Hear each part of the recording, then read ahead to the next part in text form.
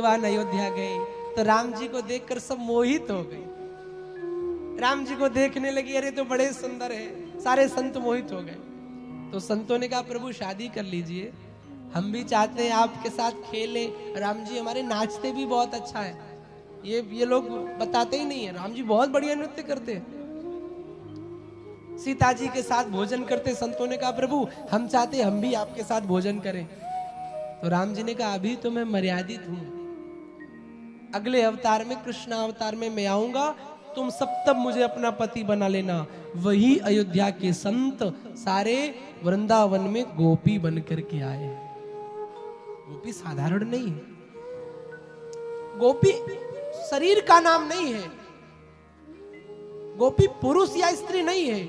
गो माने इंद्रिय, पी माने कृष्ण रस का जो पान करे, जिनकी इंद्रियां भगवान नाम रस का पान करे, इस संसार में भी आज भी वह व्यक्ति गोपी बन सकता है।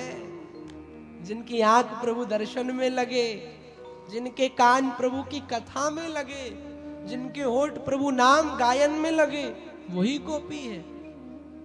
देखिए कथा को बहुत जरूरी है सही तरीके से समझना, नहीं तो आप भटक सकते हैं। बहुत सरलता से कथा एक पतली लकीर की तरह है, इसको जितने विवेक से आप समझोगे उतनी हृदय की गहराइयों में जाएगी। और उसके लिए जरूरत है एक अच्छे समझदार और एक विवेकी वक्ता की।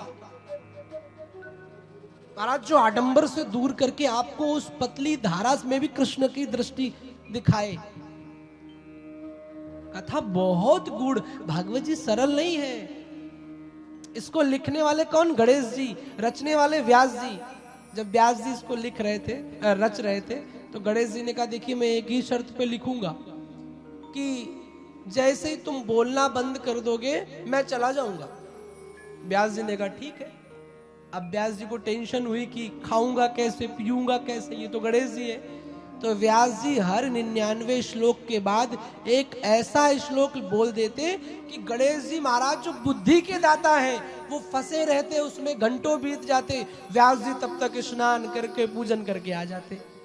इतनी कठिन है ये भागवत, पर चूंकि आजकल लोग उसको समझ नहीं रहे तो अब तो महाराज क्या ही बताऊं।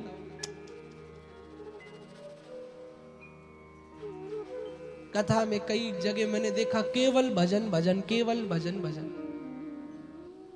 भजन अच्छी बात है, कथा का श्रृंगार करता है, पर एक समय के साथ।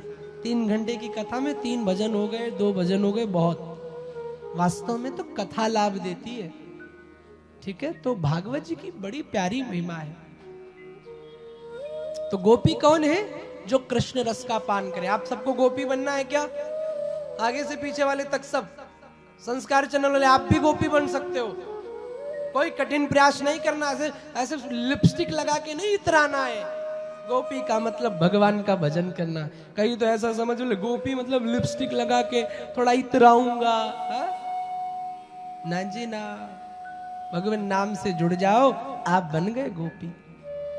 गोपियां रोज यमुना में स्नान करती हैं और सोचती प्रभु मेरे बन जाए। कात्यायनी मैया की पूजा करती है, कहती नंद का सुत मेरा पति बने। लेकिन एक गलती कर देती है कि निर्वस्त्र स्नान करती है। तो भगवान ने सोचा कि ये सब वैसे तो बड़ी लज्जावान है, पर अभी तो निर्वस्त्र स्नान करती है तो वरुण लोक में तो वरुण देव है। तो क्या किया भगवान ने, एक दिन उनके सारे वस्त्र चुरा लिए। देखिए स्त्री का आभूषण क्या है, आप में से कोई बता सकता है?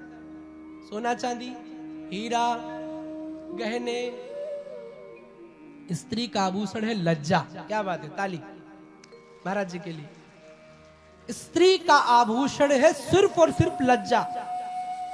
जिस स्त्री के अंदर लज्जा नहीं है फिर वो स्त्री नहीं है, फिर वो केवल कहने के लिए, वास्तव में तो किसी और लोग की। आप सब समझ गए होंगे।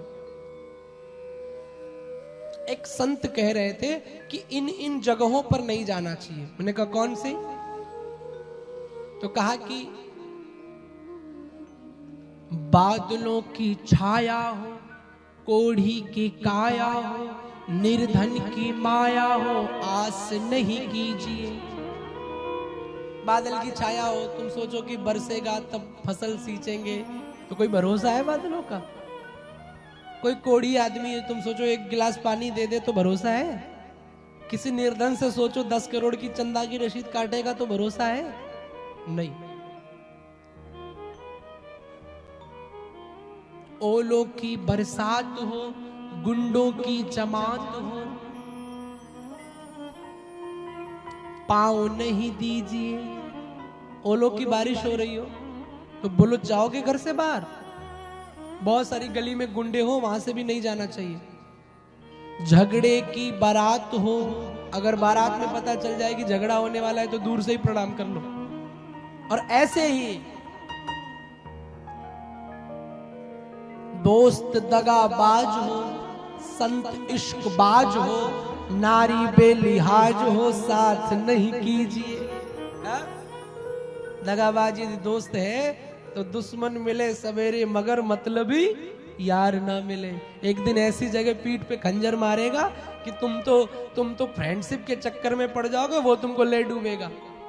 अब बाबा भी कोई ज्यादा बड़ा इश्कबाज हो, ऐसे ऐसे कान में मंत्र देता है ऐसे करके, ए बच्चा बैठ जाए ऐसे करके, चक्कर में मत पड़ियो। एक दिन उनका डेरा जाएगा, साथ में तुम्हारा भी डेरा जाएगा।